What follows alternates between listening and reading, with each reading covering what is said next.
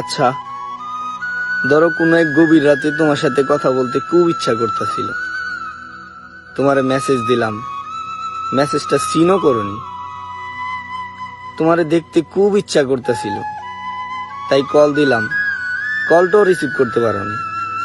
পরদিন সকালবেলা ওইটা তুমি দেখলা, আমার দেওয়া একটা মেসেজ, আমার দেওয়া একটা মিসড কল, তারপরও তুমি কোনো রিপ্লাই দাওনি।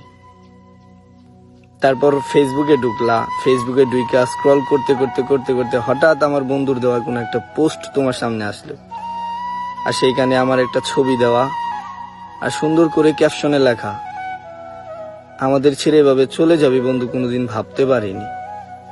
ভালো থাকিস বন্ধু, দোয়া করি আল্লাহ যেন তোরে জান্নাতবাসী করে। আর তখনই তুমি আমার সেই বন্ধুর কাছে কল দিলা, কল দিয়ে আমার ব্যাপারে জিজ্ঞেস করলা, সে তোমার উত্তর দিল। আমরা এইমাত্র তারে কবরস্থানে রাইখা চলে আসলাম, পারলে ওর জন্য দোয়া কইরেন। তারপর তোমার এই অনুভূতিটা কেমন হইব আমার না খুব জানতে ইচ্ছা করে, একটু বলবা?